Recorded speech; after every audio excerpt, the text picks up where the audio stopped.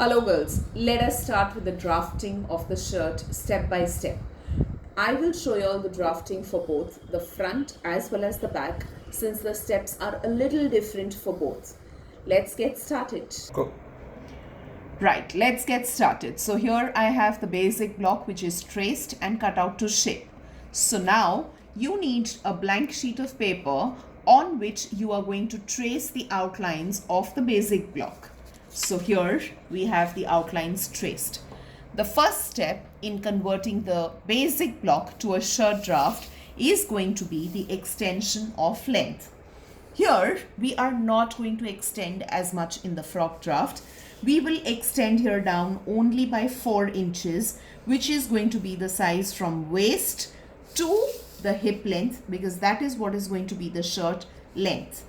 So I have marked 4 inches and I am marking a line out from there. So this is where my length extension is happening of 4 inches to increase it to the length of the shirt.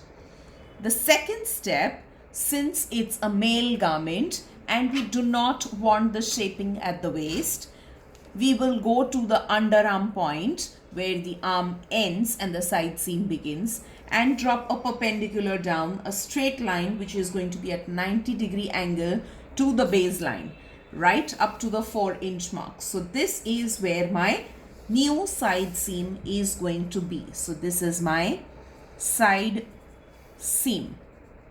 A quick recap: we first increase the length, square out from there, go to the corner of the armhole where the arm ends and drop a perpendicular down. Now, as we have discussed in the previous video about the crossing and facing, we need to extend from the center front line outwards to increase our crossing facing size. So, to begin with, since it's a child's garment and the garment itself is small, we are extending out by 1.5 centimeter to make the crossing, and I will draw a straight line indicating the crossing over here. This is what is my crossing. Now beyond the crossing you need the facing, which is going to be double the size of the crossing, so which is going to be 3 centimeters after the crossing. So this is my 3 centimeter mark, and here I go marking the facing.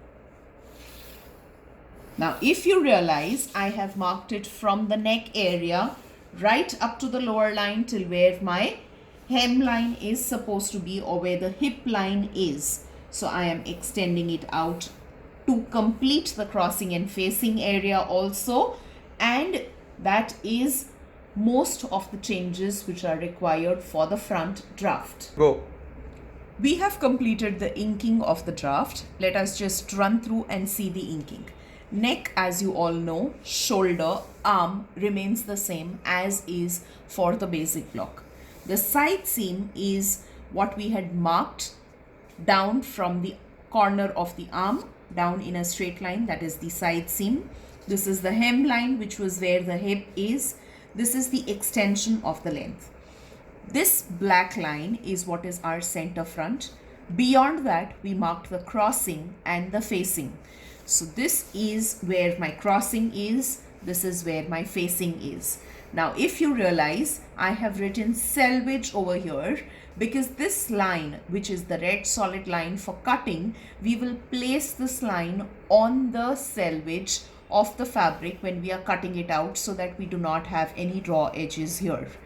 Most important to remember is the grain line, front written against it, and this gets cut in 2 pieces. You will distinctly have a left and a right side to it. One more little tip: when you have the basic block traced out, this is how the neck is. Now to extend, you will just extend it in the straight line as is where is for the crossing, and then beyond for 1.5 centimeter. Beyond that, you simply place the draft.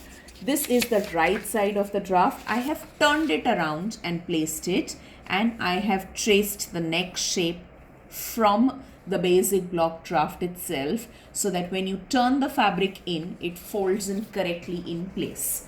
That's all for the front. Go. This is the back basic block. Again, like the front, I have traced out the block, and I am placing it here and tracing it on the blank sheet of paper.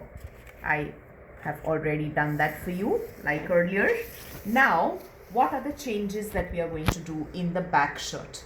The first change, again, like the front, is going to be extending the length. So I am placing my scale at the waist level and I am extending it down by 4 inches. Once I have extended it down by 4 inches, I am placing the scale perpendicular to my paper and squaring it out from here. Once I have squared this, the next step, yes, you've rightly guessed it, I go to the underarm corner or the arm point and I drop down a perpendicular. So that is what I'm going to do, and I drop a perpendicular down. This is all that you have to do in the back block. These are the only 2 changes required. Let me just ink the draft and show it to you. Action. So here we've completed the inking. This here is the center back line, which is going to get cut out in one piece, which is why we've mentioned FOC, fold on cloth. This is our straight grain back and one piece. Neck, shoulder, armhole remains as is where is, gets inked in solid red. This is the new line that we created for the side seam, which is going to be in red solid, and the new hemline, which was the extension of length, is also going to be in solid red. So we cut this out with fold on cloth and we will be ready to stitch our shirt. Action. For the sleeve draft, it is important to note that we do not require too many changes unless you are going to reduce the length. It's a simple full length sleeve draft that we have done for the basic block, and we can just reduce the length of the sleeve till the arm length so that it is going to be a half sleeved shirt. So I am not showing anything for the sleeve because you only need to reduce the length and do not make any other change in the sleeve draft. With this, I'm going to show you a small draft for the Chinese collar. Action. We will start with the draft for the collar. As I mentioned, we are doing a Chinese collar. So the first thing that you do is going to be the stand height or the height of the collar, which is going to be 2 centimeters. And this is going to be our point A and point B. So A to B is going to be our height of the collar, which is 2 centimeters. After marking the height from the lower end, you mark half round neck plus 0.5 centimeters.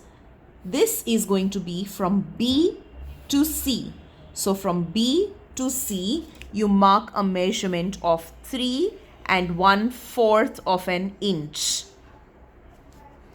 From C to D, mark the same measurement of 2 centimeters and complete your rectangular block.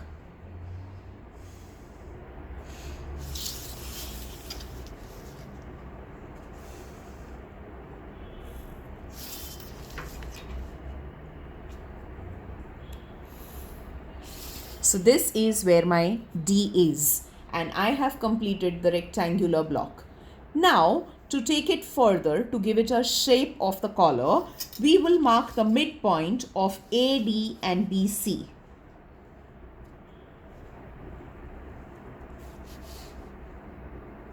So here I am marking the midpoint of AD and BC.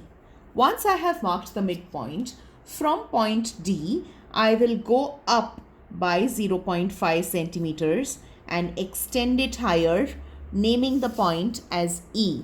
So B to E, the distance is going to be just 0.5 centimeters. Join E to the midpoint of line AD. Likewise, from point C, go upwards and mark a distance of 0.5 centimeters, which is going to be called as point F. So C to F is again a distance of 0.5 centimeters. Like E to the midpoint, mark F to the midpoint of BC. This is it. Just give a rounded shaping at the top corner and we are done. Just give me a minute and I will show you the inking of the draft. So here is the inking of the collar. This was the stand height, which is 2 centimeters, and this was the neck measurement. Here, if you remember, we have only taken half round neck. So to get the complete collar, we have to cut this on FOC on folded fabric. So when it opens out, you get the complete collar. The collar will get cut on horizontal grain in 2 pieces. We are marking the corner in the rounded shape and higher up for the final marking of the collar. Please take note. Go. So that's about the shirt draft. It's not so difficult once you understand the concept. So happy drafting to you.